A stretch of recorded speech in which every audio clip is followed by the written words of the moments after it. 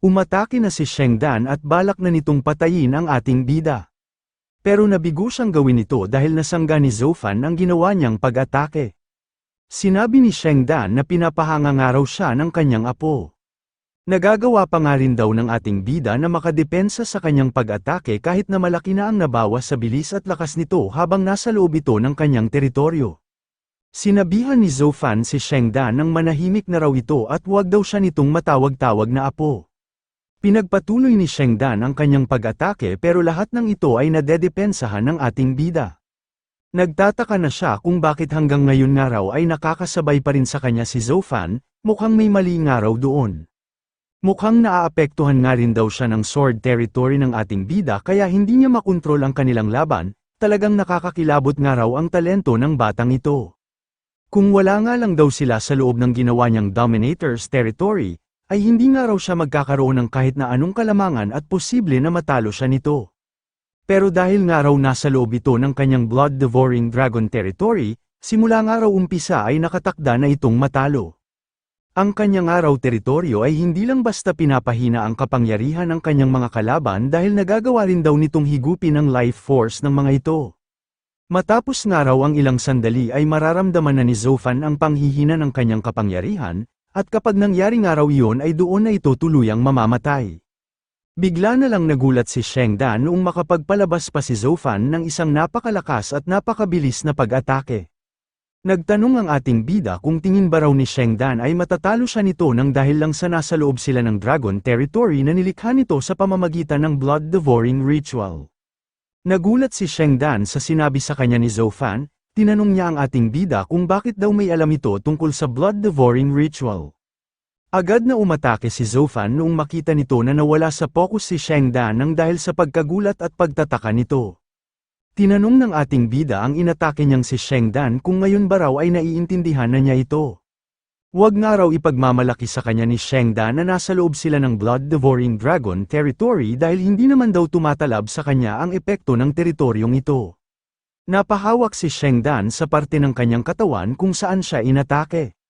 Nagalit ito kay Zofan dahil muli na naman daw siya nitong nasugatan. Sinabi ng ating bida na kapag tinamaan pa nga raw niya ulit si Shengdan ay yun na raw ang magiging katapusan nito. Sinabihan ni Shengdan ang ating bida nang wag daw itong magyabang dahil baliwala nga raw sa kanya ang mga ganoong pinsala at nasa loob pa rin ito ng kanyang teritoryo. Ipapakita niya nga raw sa ating bida kung bakit nakakakilabot ang kanyang blood-devouring dragon territory. Agad na naghilom ang sugat na tinamo ni Shengdan, pinagyabangan nito ang ating bida na yun nga raw ang kapangyarihan ng kanyang teritoryo, hanggat nasa loob nga raw sila nito ay halos parang isa siyang immortal. Tinanong ni Zofan kung kinukuha ba raw ni Shengdan ang life force ng mga miyembro ng Sheng family para mapagaling ang mga sugat nito. Kung buhay nga lang daw ang kanyang ina ay tiyak na hindi nito magugustuhan kapag nakita nito ang mga nangyayari ngayon sa kanyang mga kapamilya. Sinabi ng dating Monster Emperor na ang kapangyarihang yun nga raw ang nakakatakot sa blood-devouring ritual, ito nga raw ang dahilan kung bakit nahirapan sila noon sa pagkalaban sa mga monster hunters. Marahil nga raw ay ito rin ang pinakarason kung bakit nagkaroon ng digmaan sa pagitan ng mga tao at mga halimaw. Nagsalita si Shengdan at sinabi na magsisimula pa nga lang daw ang totoo nilang laban. Gagamitin ng araw niya ang totoo niyang kapangyarihan kaya hindi na uubra sa kanya ang mga pakulo na gagawin ni Zofan. Sumugod na muli si Shengdan para atakihin ang ating bida. Hindi siya tumigil sa pag-atake para hindi makapagpahinga si Zofan. Habang ginagawa ito ni Shengdan ay naisip niya na mukhang hindi pa nga raw sapat ang kanyang bilis. Mukhang kailangan pa nga raw niyang dagdagan ang taglay niyang kapangyarihan. Hinigop na ni Shengdan ang lahat ng life force na inipon niya sa loob ng kanyang blood-devouring dragon territory. Matapos niya itong gawin ay doon na siya nagbago ng anyo, tuwang-tuwa ito sa taglay niya ngayon na kapangyarihan. Sa lakas niya nga raw ngayon ay magagawa na niyang mawasak at matalo ang lahat ng kanyang mga kalaban. Niyabangan ni Shengdan ang ating bida at sinabi na hindi na nga raw ito makakasabay sa kanyang bilis. Nagpakawala agad ito ng mabilis na pag-atake patungo sa direksyon ng ating bida. Nakapaloob nga rin daw sa pinakawalan niyang skill ang kapangyarihan ng blood-devouring dragon territory. Kung hindi man daw agad mamatay si Zofan ay tiyak na magtatamo ito ng napakalaking pinsala. Hindi nga raw uubra ang batang ito sa lakas ng totoo niyang kapangyarihan. Napahinto sa pagyayabang si Shengdan nang dahil sa kanyang nakita. Nagsalita ang ating bida at sinabihan si Shengdan kung hanggang doon na lang ba raw ang makakaya nito. Takang-taka naman si Shengdan kung bakit hindi man lang nagtamo ng kahit na anong pinsala ang ating bida. Sinabi ng dating Monster Emperor na bukod nga raw sa halos kasing lakas na ni Shengdan ang Crystal Dominator ay nadagdagan pa rin ang kapangyarihan nito nang dahil sa kanyang Blood-Devouring Dragon territory. Pero kahit nga raw ganoon ay hindi pa rin tumalab ang pag-atake nito laban sa proteksyon ng dalawang teritoryo ng ating bida. Nakalaban niya nga raw mismo ang dating pinakamalakas na tao sa buong mundo kaya masasabi niya nga raw na kagaya na rin ni Zofan ang estilo ng kanyang senior. Hindi pa rin makapaniwala si Shengdan kung bakit hindi man lang nasasaktan ang ating bida sa kanyang mga pag-atake. Malamang nga raw kahit papaano ay naaapektuhan din ito, pero ayaw lang nitong magpahalata. Muli na namang nadepensahan ni Zofan ang pag-atake na ibinato sa kanya. Napapaisip na ang naiinis na si Shengdan kung bakit daw napakalakas ng ating bida.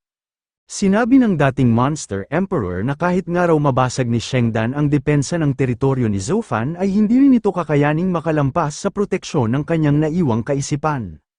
Sa totoo nga lang daw ay talagang nakakakilabot nga raw ang kapangyarihan na nagmula sa Blood-Devouring Ceremony, pero hindi nga raw ito umeepekto nang dahil sa pinipigilan niya ito gamit ang sarili niyang kapangyarihan. Sinabi ni Zofan na sapat na nga raw ang kanyang paghahanda kaya oras na nga raw para wakasan na niya ang labanang ito. Agad na pinakawalan ng ating bida ang kanyang napakalaking sword blade patungo kay Shengdan. Hindi agad nakadepensa si Shengdan kaya napuruhan siya ni Zofan. Naisip na lang nito na napakalakas nga raw ng ginawang pag-atake ng ating bida. Nagulat na naman si Shengdan noong mapansin nito ang isa sa mga kapangyarihan na gamit ni Zofan. Nagtaka siya kung bakit nakikita niya dito ang aura ng isang makapangyarihang halimaw, mukhang pinoprotektahan nga raw pala ng bagong Monster Emperor ang ating bida. Nagalit si Shengdan dahil hindi nga raw ito patas, bakit nga raw ang kapangyarihan na nakuha niya sa pamamagitan ng kanyang pagpapakahirap at pagsasakripisyo sa lahat ng miyembro ng kanyang pamilya ay hindi man lang makalusot sa depensa ni Zofan. Umatake na ulit si Shengdan at sinabi na hindi nga raw siya naniniwala na matatalo siya ng batang ito. Imbis na dumipensa ay sinalubong na rin ito ngayon ng ating bida. Takang-taka na naman si Shengdan kung bakit hindi tumatalab ang kanyang mga pag-atake. Noong makalapit si Zofan ay bigla nitong itinago ang kanyang espada, tatalunin niya na nga lang daw si Shengdan gamit ang magkabila niyang kamao. Sumugod na ang ating bida at pinaulanan ng suntok ang kanyang kalaban. Naisip ni Shengdan na hindi niya nga raw masugatan si Zofan kahit na ibinubuhos na niya ang lahat ng kanyang makakaya. Pero napakadali nga lang daw siyang nasasaktan ng ating bida kahit na itinago na nito ang napakalakas nitong sandata. Inipon ng ating bida ang kanyang kapangyarihan patungo sa isa niyang kamao. Hanggang sa sinuntok na niya si Shengdan na siyang naging dahilan ng pagtilapo nito. Hindi makapaniwala si Shengdan na mawawasak ang kanyang Dragon Claw matapos niya itong ipangdepensa. Lumapit na muli ang ating bida at sinabi na para raw sa kanyang ina ang sunod na suntok na kanyang papakawalan. Sa bilis ni Zofan ay muli na naman itong napatamaan si Shengdan. Hindi niya ito tinigilan dahil pinatikim na rin niya dito ang suntok na para naman daw sa kanyang ama. Para nga raw ito sa mga taon na naghirap at nakulong ang kanyang ama kahit na wala naman itong kasalanan. Tumilapo na naman si Shengdan matapos itong makatanggap ng mga suntok mula kay Zofan. Pero agad muli itong nilapitan ng ating bida para pakainin pa ito ng napakarami pang suntok, inialay niya sa kanyang sarili, sa dating Monster Emperor at sa mga nadamay na inosente ang ilan sa mga suntok na kanyang pinakawalan. Ni kahit isang beses ay hindi man lang nakaganti si Shengdan kahit na napakarami ng atake ang tumama sa kanya. Hindi na rin niya magawang makabangon dahil sa tindi ng tinamo nitong pinsala. Wala na itong ibang nagawa kundi ang damdamin ang pagkawasak ng nilikha niyang Blood-Devouring Dragon, hindi niya lubos maisip kung paano raw ito nangyari. Nagsalita si Zofan at sinabi na ngayon nga raw na wasak na ang Dragon Armor na nalikha ni Shengdan sa pamamagitan ng pagsasakripisyo sa lahat, ibig sabihin raw noon ay nawasak na rin ang anumang ambisyon na pinapangarap nito. Hindi na nga raw niya hahayaan na magtagal pa sa mundo si Shengdan, oras na nga raw para tapusin niya na ito. Shout out sa lahat ng patuloy na sumusuporta sa ating channel na Otakong Pinoy Recap. Maraming salamat po. Sinabihan ng dating Monster Emperor ang ating bida nang hindi na raw nito kailangan pang magsayang ng isang pag-atake. Sigurado na nga raw ang pagkamatay ni Sheng Dan noong sandaling nawasak ang blood-devouring dragon body nito. Unti-unti na ring nawawasak ang blood-devouring dragon territory, indikasyon nito na nanghihina na nga si Sheng Dan. Wala nang nagawa pa si Sheng Dan kundi hintayin na lang ang kanyang nalalapit na kamatayan. Napapaisip siya kung nagkamali nga raw ba siya ng kanyang naging desisyon. Naalala ni Sheng Dan ang mga panahon na dinalaw siya ng Crystal Dominator. Tinanong pa niya noon ng Crystal Dominator kung isa ba raw itong assassin na ipinadala ng monster race. Sinabi rin ni Sheng Dan na nakahanda nga raw siyang kalabanin ng Crystal Dominator kahit na isa pa ito sa pinakamalapit na tauhan ng Monster Emperor. Ngunit walang naging laban si Sheng Dan sa lakas ng kanyang nakalaban.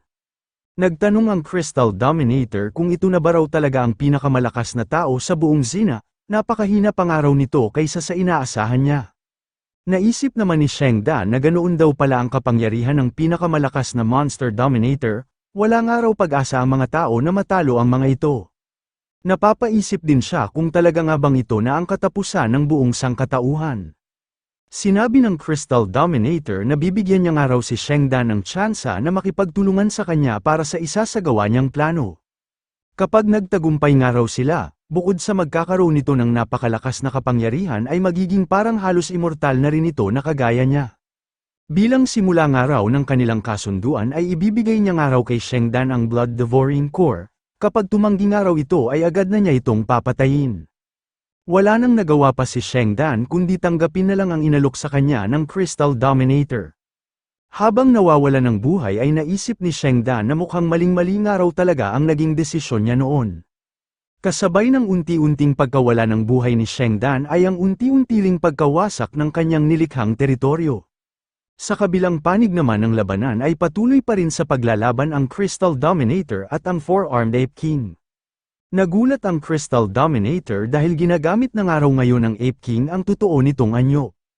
Ito pa naman daw ang pinakamalakas na pang-atake ng Ape King, mukhang ibubuhos na nga raw nito ang lahat. Sumugod na ang Four-Armed Ape King at sinabihan ang Crystal Dominator na tanggapin nga raw nito ang kanyang pag-atake. Habang nanunood ay sinabi ni Mr. Sikong na nakakakilabot nga raw ang lakas ng dalawang halimaw na ito. Nagulat ang Four-Armed Ape King matapos niyang makita ang kinahinatnan ng pinakawalan niyang pag-atake. Sinabihan ng Crystal Dominator ang Ape King na talagang tumatanda na raw ito. Nabawasan na nga raw ang lakas ng pag-atake nito kumpara noong mga nakalipas na panahon. Sinabi rin ng Crystal Dominator na kahit pa nga raw taglay ngayon ng Ape King ang dati nitong lakas ay hindi pa rin ito sapat para matalo siya nito. Ang Crystal Dominator naman ang nagsagawa ng kanyang pag-atake, sa bilis nito ay hindi na ito naiwasan pa ng Ape King. Naghanda na ang Four-Armed Ape King para sa sunod na gagawin ng Crystal Dominator.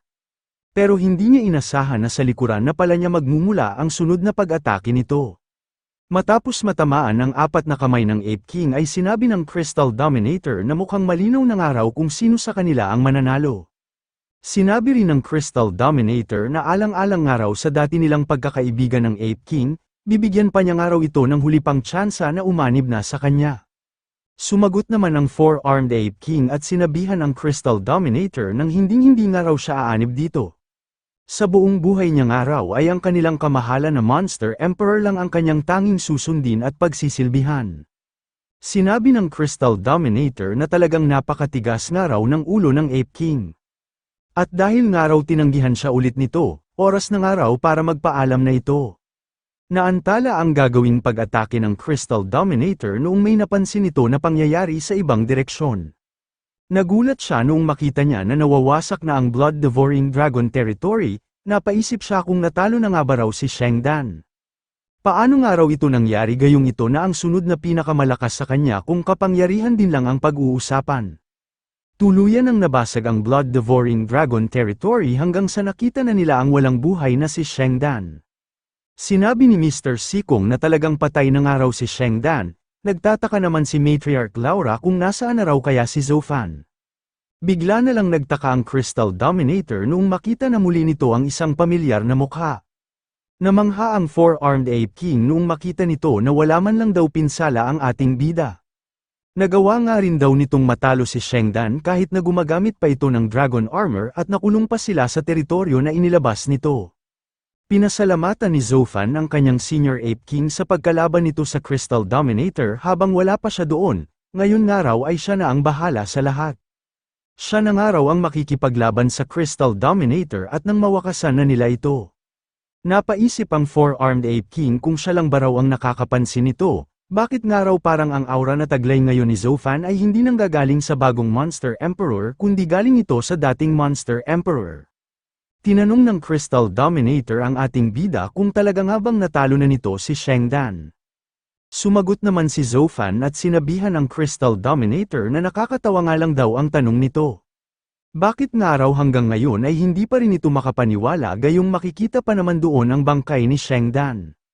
Sinabi ng Crystal Dominator na nasurpresa lang daw siya. Bukod nga raw sa natalo ni Zofan ang Dragon Armor ni Shengdan ay nakalabas din ito ng walang anumang pinsala. Pero wala naman daw epekto ang pagkamatay ni Shengdan sa kapalaran na sasapitin ng mga tao. Dahil magagawa niya naman daw patayin ang lahat ng mga human expert ng mundong ito gamit ang kanyang kapangyarihan. Sinabihan ng Crystal Dominator ang ating bida na simulan ng araw agad nila ito. Ini-activate na muli ni Zofan ang dalawa niyang teritoryo para sa kanyang magiging laban. Sa pagkakataong ito ay doon na inatake ng Crystal Dominator at ng ating bida ang isa't isa. Pinigilan ng pinagsamang teritoryo ng ating bida ang mga kristal na pinapakawala ng kalaban niyang halimaw. Habang nagsasagawa ng pag-atake ang Crystal Dominator ay doon na palihim na pumuslit si Zofan. Hindi naging matagumpay ang pag-ataking ito ng ating bida dahil napansin pala ng Crystal Dominator ang kanyang pinaplano. Habang dumedepensa ay gumawa ulit ng kristal ang Crystal Dominator para magamit niyang pang-atake. Agad na dumistansya papalayo ang ating bida matapos niyang mapansin ang binabalak ng halimaw. Naisip ni Zofan na napakalakas ng araw ng kinakalaban niyang ito kahit na isa pa lang itong bilocation. Mukhang hindi niya nga rin daw ito madaling matatalo sa loob lang ng kaunting oras. Bahagyang napahinto ang Crystal Dominator noong maramdaman nito ang isang pamilyar sa kanyang aura, mukhang ito nga raw ang aura ng dating Monster Emperor. Agad na lumapit si Zofan habang hindi pa nakakagalaw ang halimaw. Sinamantala niya ang pagkakataong ito para gamitin sa Crystal Dominator ang isa sa kanyang pinakamalakas na pag-atake. Natuwa si Matriarch Laura noong makita nito na nasugatan na ng ating bida ang Crystal Dominator. Pero sinabihan ni Mr. Sikong ang lahat ng kanyang mga kasamahan nang wag daw muna ang mga itong magsaya. Nagulat sina Fu Guanfeng at ang Mercenary Association President nung ipaalala sa kanila ni Mr. Sikong na isa lang daw bilocation ang kinakalaban ngayon ng ating bida. Sinabihan ni Zofan ng Crystal Dominator nang hindi nga raw siya nito matatalo kung bilocation lang ang gagamitin nito. Mas mabuti nga raw na dalhin na nito doon ang totoo nitong katawan. Sinabi ng Crystal Dominator na naiintindihan ng araw niya ito. Mukhang ang nakakasindak nga raw na aura na naramdaman niya kanina ay nagmula sa natitirang kaisipan ng dating Monster Emperor. Sa pagiging isang advanced war god nga raw ni Zofan at sa natitirang kapangyarihan ng dating Monster Emperor, hindi na nga raw nakakapagtaka kung bakit napatay nito si Shengdan nang wala man lang tinatamong pinsala. Humingi ng tawad ang Crystal Dominator dahil mukhang naging mayabang nga raw siya kanina. Sa kasalukuyang lakas nga raw ni Zofan ay hindi na nga raw sapat ang kanyang bilocation para matalo niya ito. Sinabi ng dating Monster Emperor na hindi nga raw nagyayabang ang Crystal Dominator kapag napapaharap ito sa mga malalakas na kalaban. Pinag-ingat niya ang ating bida dahil minsan na nga raw niyang nakalaban noon ang Crystal Dominator. Nagsalita ang halimaw at sinabihan si Zofan na ipapakita na niya nga raw dito ang totoo niyang kapangyarihan. Patuloy pa rin sa pag-atake ang hukbo ng Xena para atakihin ang napakalaking kristal na bigla na lang sumulpot sa kalangitan. Sinabihan ni Commander-in-Chief Zuhui ang kanyang mga kasamahan na maghanda na raw ang mga ito. Oras na nga raw para magpunta sila sa unahan kasama ng mga nakikipaglaban nilang sundalo. Sabay-sabay naman na sumagot ang lahat na anumang oras daw ay nakahanda na silang makipaglaban. Nagtaka si Commander-in-Chief Zohui noong mapansin nito na bigla na lang nagkaroon ng lamat ang paligid ng napakalaking kristal na nakikita nila sa kanilang monitor. Hanggang sa nagulat na lang sila noong bigla na lang naglaho ang kalaban nilang Crystal Dominator. Nagtaka si Commander-in-Chief Zohui kung anong araw ang nangyari, bakit nga raw bigla na lang itong nawala. Napaisip siya kung may nangyayari ba raw ngayon sa loob ng Massive Monster Cave. Mukhang hanggang ngayon nga raw ay isinasagawa pa rin ng kanilang assassination battle team ang misyon ng mga ito. Pero gagamitin ng araw niya ang oportunidad na ito para makausad na ulit ang kanilang puwersa.